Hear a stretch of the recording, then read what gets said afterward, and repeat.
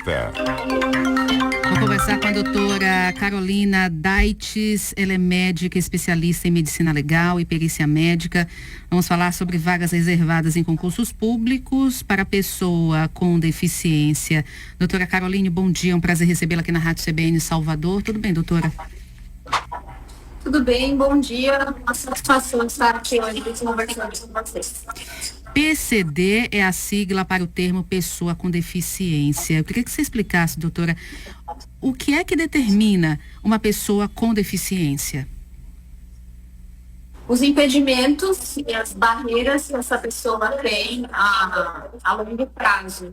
Então, é necessário que seja realmente um impedimento que está permanecendo durante um longo prazo. Geralmente a gente utiliza o tempo de 2 anos. É claro que esse impedimento, ele pode muitas vezes ser permanente ou não. No caso de concursos públicos, né, a gente precisa que seja realmente um impedimento permanente para que essa pessoa possa fazer jus a uma vaga de uma pessoa com deficiência. Doutora, eu queria pedir só que você diminuísse o volume do retorno, né, para melhorar na sua comunicação, que sua voz está voltando aqui para mim. Eu queria que você explicasse para a gente o que é que o Estatuto da Pessoa com Deficiência define o conceito de deficiência no Brasil e de que forma essa lei vem sido aplicada em nosso país. Bom, a pessoa com deficiência, ela tem o direito de concorrer a vagas de... Doutora, baixa um pouquinho mais o seu retorno. Está, baixa o retorno, pode deixar baixinho, que aí você ouve a minha pergunta. Eu não vou conseguir escutar, eu acho. Você ouve a minha pergunta, quando você parar de responder, aí você ouve a minha pergunta e responde novamente. Tá? Vamos ver se a gente consegue. Pois não, pode falar. Então, a pessoa com deficiência, ela tem, por lei, a reserva de até 20% de vagas em concursos públicos. Então, essa é uma das aplicações para tentar igualar um pouco das diferenças, né, que essa pessoa tem perante a sociedade em geral. Então, é preciso ter a caracterização dessa deficiência e cada deficiência em si vai ter parâmetros para ser avaliados, né, tanto do tempo, que é realmente uma deficiência permanente ou não, e do grau dessa deficiência. Agora, doutora, qual é o percentual de obrigatoriedade que a lei imprime em relação à quantidade de pessoas com deficiência deve estar empregada em determinada empresa? Eu queria que você explicasse se isso depende de acordo com o porte da empresa. Sim, aqui, como falando mais nos concursos públicos, né, a gente tem até 20% dessas vagas, né? E claro, que depende muito da legislação, se é um cargo a nível federal, né? Se a gente está falando aqui de cargos públicos ou de empresas particulares, aí é um outro assunto totalmente à parte também, né? E cada um deles segue uma legislação específica. Então, é importante, mais importante é quando uma pessoa que precisa se candidatar a uma vaga que tenha uma previsão legal, né, de vagas para deficientes, e ela queira concorrer essa vaga através da sua deficiência, então que ela entenda se realmente, né, ela se enquadra naqueles critérios, para evitar de, às vezes, fazer um concurso público e às vezes chega em uma etapa e ela não consegue comprovar essa deficiência.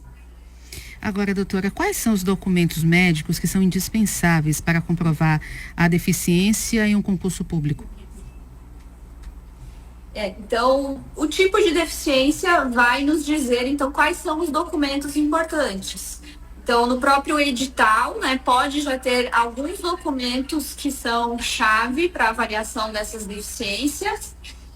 E, em outros casos, né, é importante avaliar cada caso em si, porque as deficiências, elas podem ser multifatoriais, e elas têm aí repercussões muito diferentes. Então, a avaliação delas, os tipos de exames utilizados também são bastante diferentes.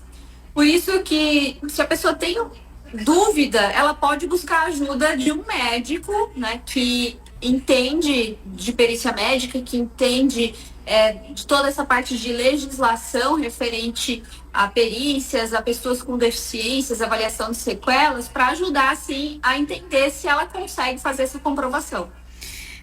Foi bom você tocar nesse assunto, doutora Caroline, que eu quero fazer um paralelo a pessoas que vão ao INSS em busca do seu benefício, seja de um auxílio-doença ou da própria aposentadoria, porque muitas vezes o paciente, ou o segurado, no caso do INSS, ele tem a doença, ele tem a deficiência, tem o laudo, o médico comprova que aquele paciente ele está apto a se aposentar ou a receber o auxílio doença, e quando ele chega no INSS, o perito do INSS acaba recusando. Eu queria que você falasse um pouco sobre isso, essa questão dessa divergência em relação aos laudos, mesmo tendo um médico que seja gabaritado, que tenha experiência com isso, muitas vezes a própria instituição INSS também com profissionais gabaritados acabam entrando em confronto e não dando esse auxílio ao paciente.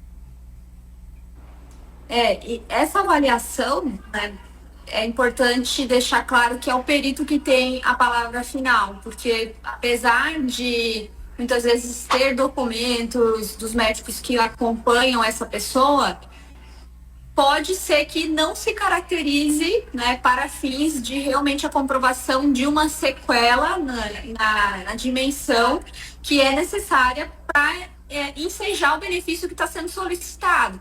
Agora, uma coisa importante é que muitas vezes também as pessoas pedem um benefício que não é às vezes o adequado até para a doença que ela tem. Então, isso é importante quando a gente visualiza, principalmente nas perícias judiciais, então pessoas que entram com pedidos de benefícios que não são exatamente os adequados para aquela doença que ela tem. É justamente o que você falou, né, doutora? Às vezes a pessoa faz o concurso, passa no concurso e quando procura aquele documento que ele precisa, ele não tem, porque o concurso, a vaga do concurso não é destinada àquela deficiência que ele tinha, né? Então precisa avaliar, né, no caso dos concursos públicos, as descrições do próprio edital. Que a gente tem a lei, né, que vai citar algum percentual, né, dessas vagas, dependendo do âmbito, se seja federal ou não, mas ainda existem especificações do próprio edital do concurso público que precisam ser levadas em conta também. E é claro que se essa pessoa ainda assim sentir que está de alguma forma sendo lesada, ela pode também recorrer judicialmente. E aí, nesse caso, o juiz ele vai solicitar, então, uma perícia, né? Então, pedir para que um médico faça a avaliação desse caso e traduza para o juiz, então, o que é esse problema que está acontecendo ali e assim consiga resolver. Estou conversando com a doutora Caroline Deitz, ela é médica especialista em medicina legal e perícia médica. Doutora, como é que funciona o processo de avaliação presencial e documental nos concursos públicos? Cada concurso vai ter a sua banca, né? Então, a sua forma de apresentação de documentos. Então, alguns podem anexar antes esses documentos ou fazer exatamente a apresentação desse candidato como se fosse uma consulta com o médico ou até uma equipe multidisciplinar que vai avaliar os documentos que foram solicitados, né, para comprovação dessa deficiência, assim como o exame físico também dessa pessoa. Então, depende do edital e isso tudo vai estar descrito, né? Então, quando a gente vai se inscrever em uma prova e verifica o edital, é possível, então, entender, né, como serão essas etapas, que podem variar de uma banca para outra. Mas sempre vai acontecer uma avaliação de documentos, o exame físico, e pode existir, além do exame médico, a avaliação de uma equipe multidisciplinar. Doutora, quem tem direito à cota PCD? Quais são as doenças, as deficiências que a pessoa tem e pode participar dessas cotas? Então, no edital é onde a gente vai encontrar as pistas, né? Falando de concurso público, tanto do percentual até do tipo de deficiência que pode se enquadrar naquelas vagas. Então, podem ir de deficiências visuais, auditivas, e qualquer impedimento que essa pessoa tenha de longo prazo pode ser caracterizado como uma deficiência, assim como deficiências motoras também. Então, se a gente parar para pensar, né, no corpo humano, na sua fisiologia, então são vários os aspectos que podem ter sequelas ou diminuições de função e que levam a deficiências. Então, a gente tem uma variedade muito grande dentro das pessoas com deficiências e que vai depender da doença, do tipo de sequela, e por isso que a avaliação ela é tão pormenorizada. Eu estou conversando com a doutora Carolina Daites, ela é médica especialista em medicina legal e perícia médica, falando sobre vagas reservadas em concursos públicos para pessoa com deficiência. Doutora, quais são os documentos que o candidato ele jamais deve deixar passar? São aqueles documentos que de início percebeu no edital que ele pode concorrer àquela vaga e que ele deve providenciar de imediato. Olha, um documento que às vezes até demora para conseguir, dependendo da instituição, é o prontuário médico.